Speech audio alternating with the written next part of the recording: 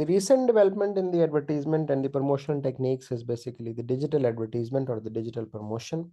ये सबसे ज़्यादा पॉपुलर है, सबसे ज़्यादा हो भी इस पे काम रहा है और अब तो इसमें डिग्रीज आपको पता है बहुत ज़्यादा होती हैं डिजिटल मार्केटिंग में और बहुत ज़्यादा हाईली पेड फील्ड भी ये बन गई है। Digital communication with the customer या डिजिटल प्रमोशन है क्या? It refers to any form of marketing communication जो कि इलेक्ट्रॉनिकली हो, सोशल मीडिया के थ्रू हो। इसमें बहुत सी चीज़ें फॉल करती हैं, सर्च इंजन ऑप्टिमाइजेशन है, मोबाइल ऐप्स के थ्रू है वगैरह वगैरह। वो अभी हम इसी पढ़ेंगे भी इस टॉपिक में।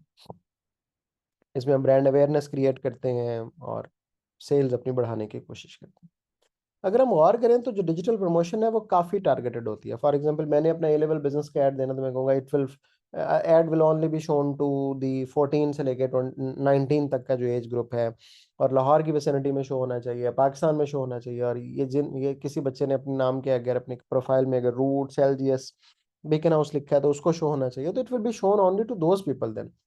इसका मतलब है मेरी जो ऐड है वो वेस्टेड नहीं जाएंगी, वो सिर्फ उन लोगों को शो होंगी जो कि एक्चुअली इंटरेस्टेड है मेरी ऐड देखने के लिए, और जो सम और other they are my customer और द पोटेंशियल कस्टमर्स।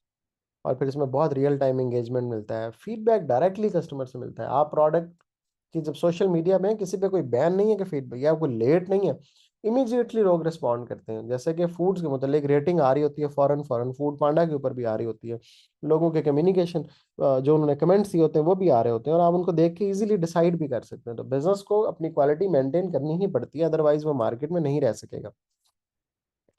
अगर हम इसकी लिमिटेशंस की बात करें तो ये काफ़ी इजीली इग्नोर की जा सकती है जो डिजिटल कम्युनिकेशन है।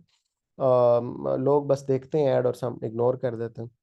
ठीक है, इसके अलावा इसमें सिग्निफिकेंट इन्वेस्टमेंट तो चाहिए टेक्नोलॉजी के ऊपर जो आपको करनी पड़ती है। आपको सिस्टम्स बाय करने हैं, इंटरनेट के कनेक्शंस बाय करने हैं, लोगों को ट्रेनिंग भी देनी है उस सारे के लिए जो कि उन एड्स को चला सके एंड ऑल दैट।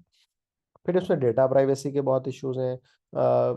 जो भी लोग सोशल मीडिया पे आके कहीं आपसे बात करते हैं, ज़ाहिर है उनका डेटा जो है वो लीक हो जाता है, दूसरे लोगों तक पहुंच जाता है, उनको मैसेज आना शुरू हो जाते हैं, बहुत कुछ होता है।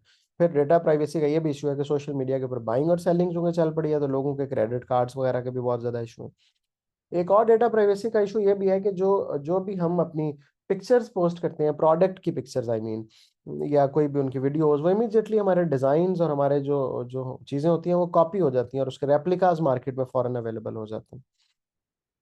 तो